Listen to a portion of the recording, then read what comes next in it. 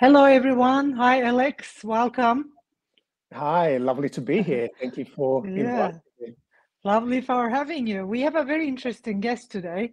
He is coming from a talent management background and working with corporate. So maybe you can start by introducing yourself and then we can go on from there. Yeah, sure, no problems at all. So my name is Alex de Silva. I live in the UK. I'm a breathwork wellness coach. I specialize in mental health and addiction, and I also work in the talent industry as well. Yeah, lovely. So this is kind of like a cliche question, but I'm going to ask it anyway, because this is going to be kind of like a start for our conversation as well. Mhm. Why do you think mental health is important for That's a great, employees and for anyone? yeah, no, that's a great question. I can bring some real substance to this from a personal and professional perspective. I suffered from mental health for a long time, a real long time. I grew up in Brazil, came to the UK when I was very young, and I knew from a very young age, something just wasn't quite fitting. Something just wasn't quite right, and I think many of us experienced that. And we don't really understand our emotions from a young age, and if our parents, our family, our caregivers aren't equipped emotionally to teach us what they are, that can very quickly develop into mental illness. Which there's a huge difference, as I understand today, between mental health and mental illness. And it is really important to have mental health, not just in mind, but in mind, body, and spirit. And I can explain why. We are a mind, body, spirit complex. That's what we are. That's what we're here. This beautiful vessel that carries us every single day. And if we don't look after it, it will suffer. It will suffer in mind, it will suffer in body, and it will suffer in spirit. So it is really important for you to have this self connection in mind, body, spirit. So you understand fully who you are, what you like, what you dislike, the good, the bad, the ugly, the incredible. Because I use these labels, but none of these labels actually even matter, because we are everything that we are. And when we learn to accept everything that we are, this is when we come into our true self and we allow ourselves to just experience life. So, mental health is really, really important, especially in the workplace. When you're dealing with deadlines and there is a lot of stress, depression, anxiety, not just in the workplace, but also outside of the workspace as well. And a lot of that begins from untreated trauma. And trauma can be anything from something very, very small. Your parents shouted at you and left you crying, to something then could be physical, sexual. It could be something that's quite severe. And we tend to label the little things as, well, that's not really important, but really focusing on the big things, when actually the real small things actually lead to the bigger trauma. So this is why I think it's really important for us to really understand what mental health is, and put good practices in place, especially Yeah. now with everything that's happened over the last couple of years. It's so important now that we move away from this. It's supposed to be a taboo. It's a trending thing. It's something that is a must, always has been, always will be, because it's the person you look in the mirror that you need to care for the most. Yeah, and also it's very important for sustainable businesses and of course for sustainable health. And I have actually two questions. The first thing is, because we are in the, I mean, I myself have been, and I think you feel the same, because we've been in the health and wellness industry for a long time, teaching breath work, mental health. We think as if everybody gets it, like, everybody understands it. And then I meet people from the corporate environment and they have no idea. It's like, what? Wellness, mental wellness, breath work. What do you have to say about that? Because it's very interesting for me. I mean, it's like, you're, for example, leaders, C-level executives in the in the company. It's like, how can you not know about the importance of mental health? It's like you're working with humans, And those humans, everything depends on their, mental and physical health, of course. Everything depends on their health and wellness. Your company's future depends on your employees' health and wellness. What do you have to say about that? It's like, isn't it surprising that it's just a new trend and something new, and we haven't, like most people haven't been aware of, about this fact that, people do need to stay healthy and well to be productive and, help your business succeed. Absolutely. And do you know what's really interesting with what you've just touched on there? I see this myself all the time, whether it's a client I work with on a one-to-one basis, whether it's a business I'm working with. This is it's the topic of question, because everybody wants to know about wellness, well-being. Everybody wants to know how to feel good. But it's very interesting and actually quite sad that people don't know how to do this for yourself, when in fact everything that we have is inside of us. Everything, all the solutions, everything that we need in order to heal in mind, body, spirit is inside of us. But here's the reason why people don't know about it. Society has removed us from the self connection. They have removed us from everything that we are. So in fact, how is anybody expected to know how to look after themselves when their key focus is on everything externally? If we look at everything that's on TV, everything that's on social media, every advert that's out there, all the products, everything that is out there is to provide a solution. But it's not to provide a solution that will help you in the long term. Is to help provide a temporary solution. And how I see this, especially with the work that I do around mental health and addiction, all of these things, and including myself, I've been there myself, in distracting myself, numbing myself with these external things that have been, all these big, beautiful, bright lights, and everything is shiny. And we go towards all these shiny things thinking, this is going to fix me. This is going to solve my problem. And we post it on Facebook and on social media, and our life looks beautiful and fantastic. But deep inside, we're still dying inside. Some people are still struggling. Some people still think about committing suicide, and the important thing, the truth behind it is that we've been taken away, from our true essence in being able to allow ourselves to experience our emotions, to understand who we truly are. This has become the norm, especially here in the UK, where it's very common and very normal for people to brush everything under the carpet. And it's a laughable conversation when I talk to CEOs, when I talk to businesses, when I even talk to friends. It's something that, wow, God, you're so open and so confident in talking about your emotions. I wasn't always like this, but it's one of these things that they do just get brushed under the carpet. And I think most of society have got accustomed to just brushing everything under the carpet. And in fact, they got scared. People have become scared of connecting with their emotions. They love the positive stuff. Everybody wants to feel happy. Everybody wants to cheer and to have a great time.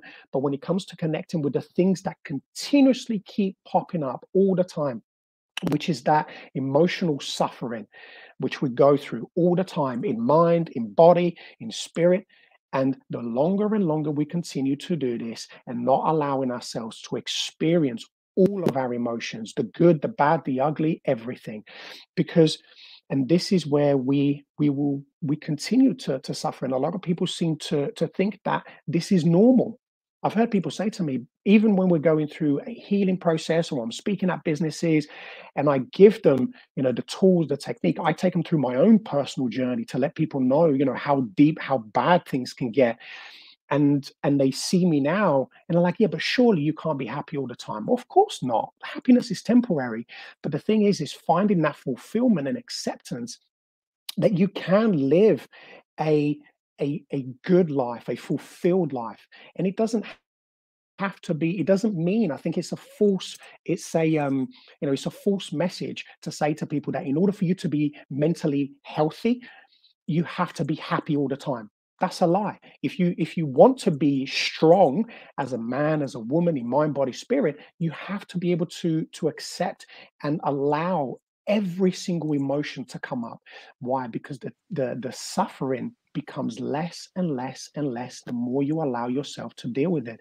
Our bodies aren't meant to keep pain, suffering, trauma, and we feel this, in the body, we feel it in the mind, we feel it, some people have sore neck, sore back, sore joints, and then they talk about being stressed, being anxious, being depressed, because the body is telling you, this is the way of your body telling you, let go, please. It's almost like imploring with you. It's getting you to suffer, for you to listen to yourself and say, please let go of this, because we are suffering.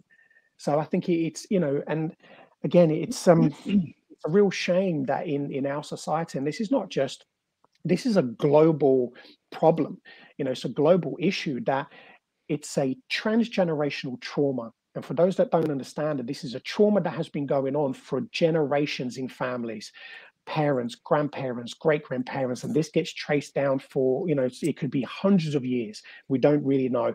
But we can see by how society has been behaving that it's not loving, it's not caring, it's not compassionate. In many ways, yes. But when we see how people behave on a day-to-day basis in a corporate environment or on a personal environment, their behavior tells a different story. We're still, especially now, everything is about fear. Everything is fear-based, and that drives us to not succeed. It drives us to be in a place where we are limited instead of being limitless. And especially in a workplace, the way that workplace operates at the moment, that structure is old, like the educational system, like how we behave in society now. These behaviors are they're overly expired now.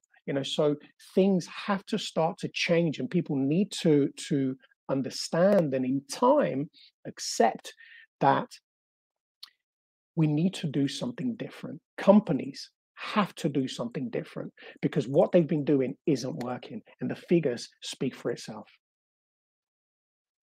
Yeah, exactly. Lovely everything you said. And just to summarize, and also I think to underline the importance, by pushing everything under the carpet, people think they can go on with their lives. It's like, I think it's really important to emphasize the fact that if you don't do deep work, because we're in the 21st century, generations after generations, you have things and your parents and grandparents, which humans have been pushing under the carpet, and there are all these little things you forgot about, but they are kind of like sitting inside of you, disconnecting you from your real self if we don't do deep work. And it's not like a one day thing. I think that's kind of like very important to understand. It's not like a simple breathing exercise or simple, mindfulness exercise won't get you there. We need deeper work. And that's why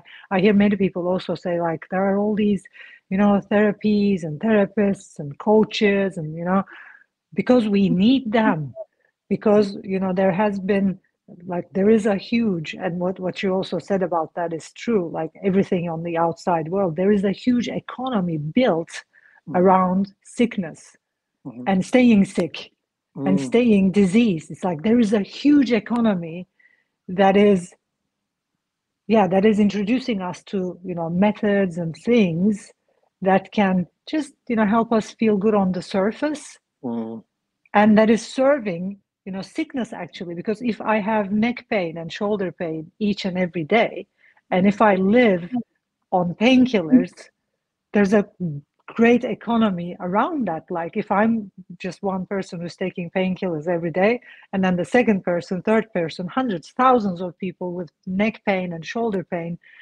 getting painkillers, you wouldn't actually want them to heal, because there is a huge economy. So that's also another fact. And maybe because that's so common, people do not understand what real healing is. And from there, I'm going to come to breath work, because you're also using breath work. And I myself have been searching for and, researching on breath work and meditation, and searching for different tools. And I have found that breath work is the most powerful healing method or self-connection method that is available right now in the market or in the world. And you're also using breathwork. And from there on, I'm gonna, come to the fact that breathwork does help us do some really deep work. It's not on the surface, because breath is something that has a deep truth. And when you start practicing daily breath work, when you just take a few minutes a day just to sit down and connect with your breathing, it leads you to somewhere, some deep, deep stuff, which truly leads to healing. Yeah. It leads to greatness. It leads to the truth as to why we're here. And one of the things that I've discovered is, the journey of life. People always, and I often ask this question: why are we here? What's the purpose to life? In the darkest times for me, I was addicted to drugs, to alcohol, to sex, to food. I was addicted to everything I could get my hands on. I tried to commit suicide. I've had overdoses, and I always ask that question. I remember saying to myself, why am I here? And slowly I began to find the answers when I began this healing journey, and continued. Like yourself, I'm a student of life. I'm a student of breathwork. I'm a student in everything that I do. I'm so passionate and so caring around this stuff, because I realized the power that's within. You touched on about people, having to take medication, and it becomes another addiction. And all of these things are self-medication to keep you numb, dumb, and sick. And all you are doing is you are adding to a society that doesn't want you to be everything that you can be. Why? Because you are easy to control. If you are fearful, if you are sick, you are easy to control and manipulate. And unfortunately, and this is the sad truth, and we continue to see this over and over and over again. And not to say that there aren't some medicines out there that do good work, because there are. But the thing is, and when you come to realize how powerful your mind, body, and spirit is, you will never ever have to touch another drug again. And this has been my personal experiences. This has been the experiences of many of the people that I have worked with and continue to work with, just using that simple tool as your breath. What's the first thing you do when you were born, when your child is born, when a woman gives birth? What's the first thing that child does? Is it takes that massive gasp of air. What's the last thing we do when we pass on to that spiritual life?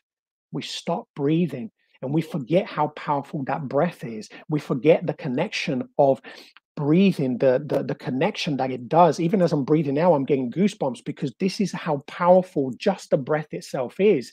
And this is not even, we're not even going into when you're starting to go deep within. And this is something that people are most scared of, which even me, I was petrified when I first started doing this, in going deep within. Oh, what does that mean? And I used to hear the terminology going into the shadow. And I'm like, I don't want to go into no shadow. What is this stuff? This freaks me out. And I used to think it was hippie stuff. I used to think this was fairy tale. This is never going to work. And I got humbled and humbled and humbled and humbled. And I've eaten many humble pies over the years. But the one thing I am so thankful and so grateful for is discovering this journey, because I went from that man that didn't believe in this, thought this was all airy fairy, to now living this every single day. It's a lifestyle choice for me. It's not I'll do it today because I'm not feeling too good, but when I feel okay, I put it down. Absolutely not. Just before we started, I do my breathing. Just this morning, I have a space in my house that we converted into a ceremony and a breathwork room. I go in there every single morning without fail, and I will go and breathe 20 minutes.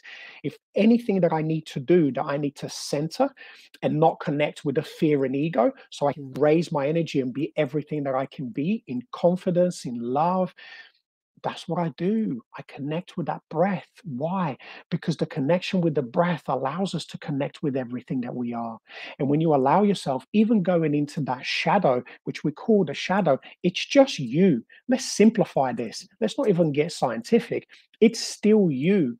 The good, the bad, the good thoughts, the bad thoughts, the fear, the unconditional love. It's all you. It's all I. And when you see that, it's my responsibility to control this. And this is what mental health does, or mental illness is, when we let, it's like driving a fast car and letting go on the steering wheel, and hopefully we're not going to crash. And this is what we do with life. And we've gotten so complacent into thinking tomorrow will be a better day. Tomorrow is not even guaranteed. Tomorrow, actually, in fact, it doesn't even exist. Because when you put your head on that pillow, you wake up the next morning, it's now. So we need to stop believing this illusion, and that's what it is. It's an illusion. Fear is an illusion. Tomorrow is an illusion. That we're going to get granted another day. That we're going to get granted another experience. And I know so many people, and there have been books that have been written where studies have been done of people that have reached the end of their life, and the number one regret is they wish they would have lived the life that they wanted to, instead of living the life for others. I'm kind of paraphrasing this, but isn't that true? How many of us, even people listening now, think about it. How many of you have gone to school? How many of you have gotten a job? You've gotten married into relationships you don't want to. You're doing things every single day that you despise, and you don't like who you are. You look in a mirror and you can't even look at yourself properly.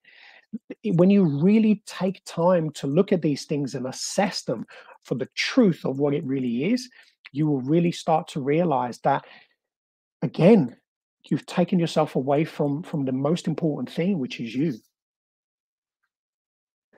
Yeah, I think everything you said is so important, and also I believe enlightening for people who are listening, everything we talked about. And then this is, I mean, to summarize everything we talked about, I think it's also important to understand that this is serious. Like, this is the fact. It's like, maybe it was different, a couple of 100 years ago, like maybe 500 years ago, because there wasn't this much traumatic energy built, generations after generations. But now it's kind of like it's serious. It's Mm, like a necessity. It's not even an option or a choice anymore. mm, It's kind of like, if you want to live, you have to find a way to stay healthy and well, because you are not, I mean, nowadays you're not fully maybe even born healthy. You're born with all this, distorted thoughts and emotions and all that emotional built, and we have a lot on our shoulders. And that's why we need these methods. And what you said is just amazing. Like, the future isn't even real. We don't know what's going to happen in the future. And the thing is, if you continue doing what you've been doing for the past 10 years, 20 years, I mean, you might even die tomorrow. You might not even wake up. It's like, this is serious. And also, I usually also talk about the importance and the fact that, we take our first breath, we get born, and then we give our last, and we die. And in the most simplest terms, life equals to the number of inhales and exhales you took. It's like, it's just basic. It's just that.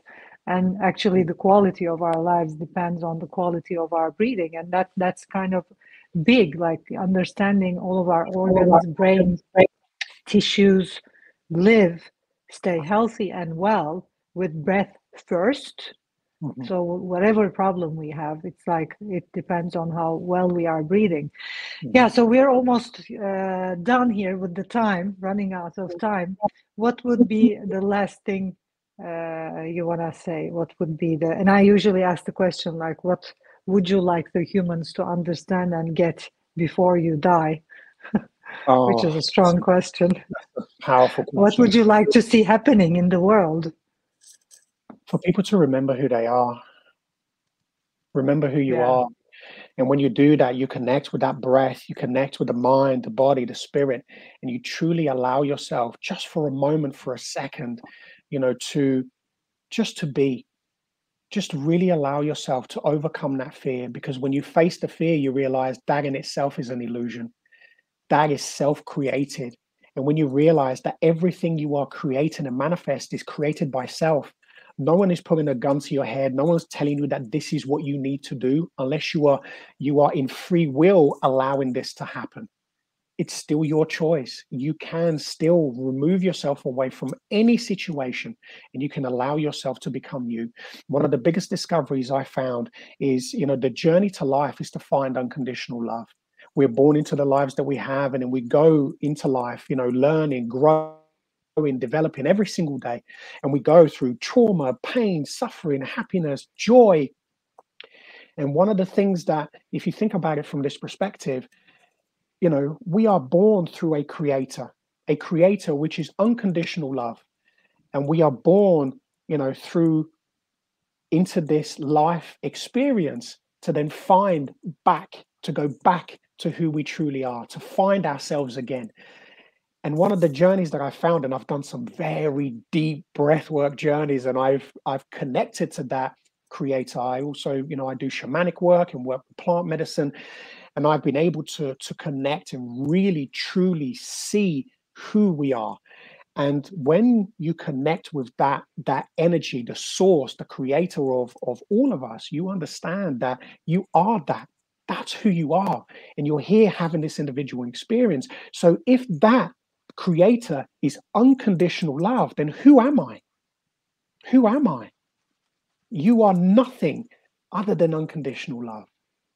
So that life journeys, which is why we forget. And we forget to learn to be able to understand in this experience where we are in chaos, in fear, where everything happens in free will. We're here to do whatever we want. As a man, as a woman, you can do whatever you want as long as you're not causing harm to others. People do because, they're still in that life journey. And it doesn't make you who you are, it's your experience. But everyone can change. And when you allow yourself to just take the first step, connect to that unconditional love, whatever it may be. And the one thing I will always say is self-forgiveness is the most powerful tool you can do for yourself, because we're so easy to forgive everybody else and we always forget us. We get put last through every single experience. Stop doing that. Put yourself first. When you put yourself first, everything in your life changes. And let me tell you this. It is the most powerful thing you will do, because your energy will change. The mind will change. You will change the script. When you change the script, your life changes. You connect with this body. You understand what it truly is, what it can do. And believe me, there is nothing more powerful on this planet than this mind, body, spirit complex. You've been fooled. You've been lied to.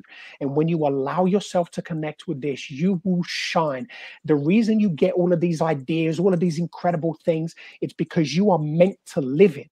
And when you allow yourself to live it, just taking small little steps in doing that breath work, in doing that healing, and you allow yourself to release the things that no longer serve you, and it will include people, places, and things.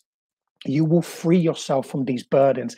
And the reason you will do that is because you will open doors to things that you will never, ever thought possible. And that will be my message. Yeah, lovely. Thanks so much, Alex. You're such an inspiring human being. Thanks for being who you are, where you are in your spiritual journey. I'm not going to call it a health journey, but it's like you were gifted, actually. How I see it is your story you shared, like I had this addiction and I had this.